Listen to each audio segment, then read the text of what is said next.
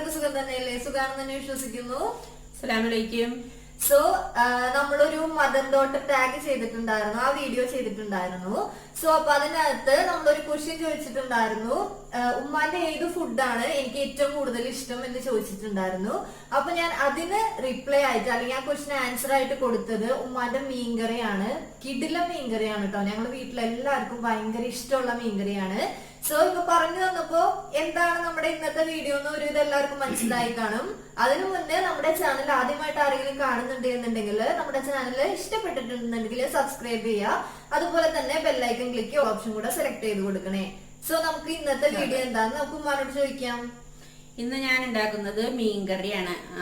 ടുട്ടു പറഞ്ഞതുപോലെ തന്നെ മീൻകറിയാണ് ഉണ്ടാക്കുന്നത്.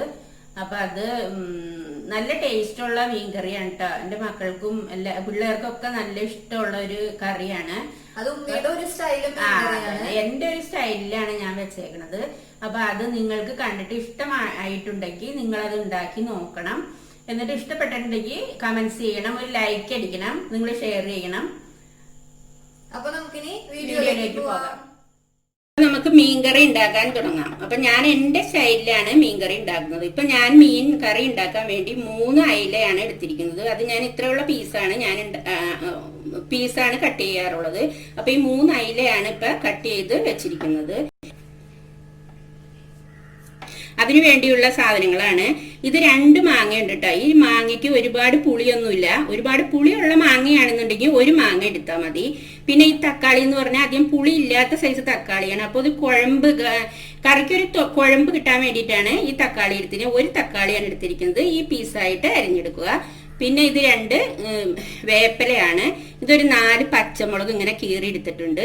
പിന്നെ ഒരു കഷ്ണം ഇഞ്ചി, ഒരു 5 വെളുത്തുള്ളി 2ആയിട്ട് അരിഞ്ഞത്. പിന്നെ നമുക്ക് കറിക്ക് നല്ല എരിവും പുളിയൊക്കെ വേണ്ട ആൾക്കാരാണെന്നുണ്ടെങ്കിൽ എനിക്കിപ്പോൾ അങ്ങനെ വേണം. അതുകൊണ്ട് ഞാൻ 2 ടേബിൾ സ്പൂൺ മുളക് പൊടി എടുത്തിട്ടുണ്ട്. അതിന്റെ കൂടെ ഒരു നല്ല കളറിന് വേണ്ടിയിട്ട് കാശ്മീരി മുളക് 1 സ്പൂൺ മുളകാണ് എടുത്തിരിക്കുന്നത്, മുളക് പൊടി. പിന്നെ 1 സ്പൂൺ മഞ്ഞൾപ്പൊടി, ആവശ്യത്തിന് ഉപ്പ്. പിന്നെ അതിനു വേണ്ടി 1 തേങ്ങയുടെ നല്ല ഫസ്റ്റ് പാലാണ് എടുത്തിരിക്കുന്നത്. 2 പാലൊന്നും ഞാൻ എടുക്കാറില്ല.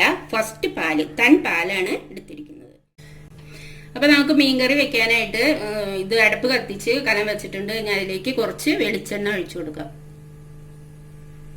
ഇപ്പൊ നമുക്ക് വെളിച്ചെണ്ണ ചൂടായിട്ടുണ്ട്. അതിലേക്ക് നമുക്ക് ഇഞ്ചി ഇട്ട് കൊടുക്കാം. ഉള്ളിയും കൂടി ഇട്ട് കൊടുത്തിട്ട് ഒന്ന് പതുക്കെ ചൂടാക്കണം. അപ്പൊ ഇഞ്ചിയും വെളുത്തുള്ളിയും ഒന്ന് മുരിഞ്ഞു വന്നിട്ടുണ്ട്. ഇപ്പൊ നമുക്ക് പച്ചമുളക് അങ്ങോട്ട് ഇടാം. അതും പതുക്കെ ഒന്ന് മുരിഞ്ഞ് വരണം. അത് കഴിയുമ്പോൾ തക്കാളി ഇട്ടൊന്ന് വഴറ്റിയെടുക്കണം. അപ്പൊ പച്ചമുളക് ഒന്ന് പതുക്കെ മുരിഞ്ഞ് വന്നിട്ടുണ്ട്. ഇനി നമുക്ക് തക്കാളി ഇട്ടിട്ട് ഒന്ന് വഴറ്റിയെടുക്കാം.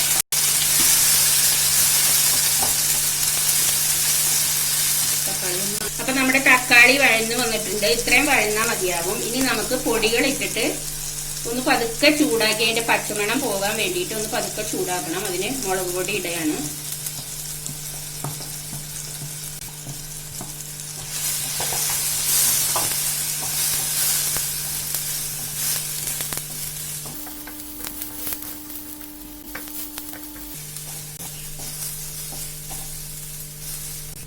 അപ്പൊ നമ്മുടെ പൊടികളുടെ പച്ചമണമൊക്കെ മാറിയിട്ടുണ്ട്, ഒന്ന് ചൂടായിട്ടുണ്ട്. ഇനി നമുക്ക് തേങ്ങാപ്പാൽ ഒഴിച്ചു കൊടുക്കാം.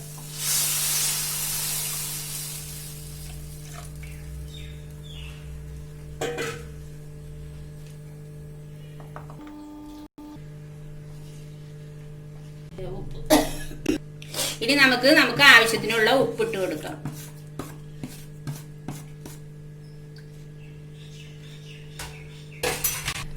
അപ്പൊ നമുക്ക് ഇതൊന്ന് പതുക്കെ ചൂടായി കഴിയുമ്പോൾ നമുക്ക് മാങ്ങ ഇട്ട് കൊടുക്കാം.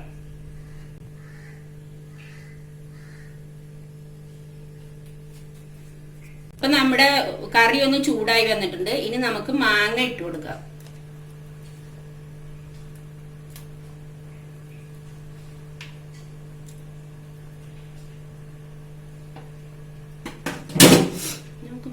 അപ്പൊ ഞാൻ മാങ്ങ മീനും ഒക്കെ കൂടി ഒരുമിച്ചാണ് ഇടാറുള്ളത്. ഇനി നമുക്ക് മീൻ ഇട്ട് കൊടുക്കാം.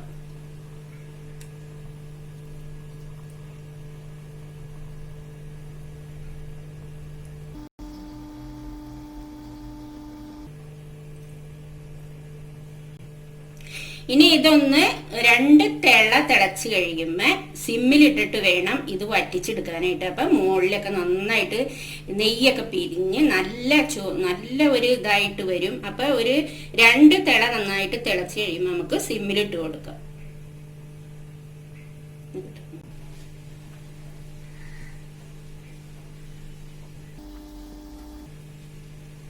ഇപ്പൊ നമ്മുടെ കറി നന്നായിട്ട് തിളച്ച എല്ലാ വശവും നന്നായിട്ട് തിളച്ചിട്ടുണ്ട്. ഇനി പതുക്കെ നമ്മുടെ കയ്യിൽ വെച്ചിട്ട് പതുക്കെ ഒന്ന് അങ്ങനെ ഇങ്ങനെ ഒന്ന് പതുക്കെ ഒന്ന് ഇതാക്കി കൊടുക്കാം. എന്നിട്ട് നമുക്ക് സിമ്മിലിട്ടിട്ട് ഇത് വറ്റിച്ച് എടുക്കാം.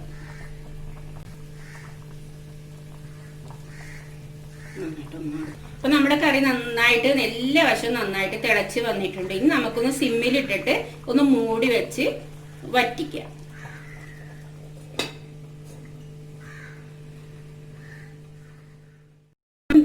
മീൻകറി ഒന്ന് തുറന്ന് നോക്കാം.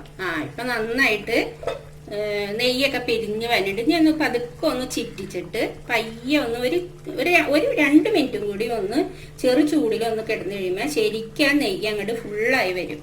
അപ്പൊ നമുക്ക് ഫ്ലെയിം ഓഫ് ചെയ്യാം.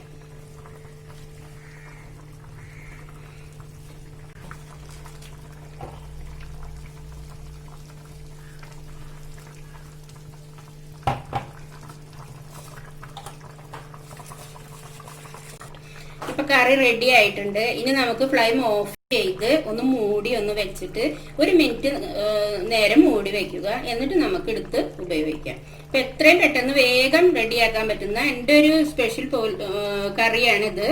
വേഗം തയ്യാറാക്കാൻ പറ്റിയ ഒരു കറിയാണ്. നിങ്ങൾ എല്ലാവരും ഇത് ചെയ്ത് നോക്കിയിട്ട് ഇതിന്റെ കമന്റ്സിലിടണം.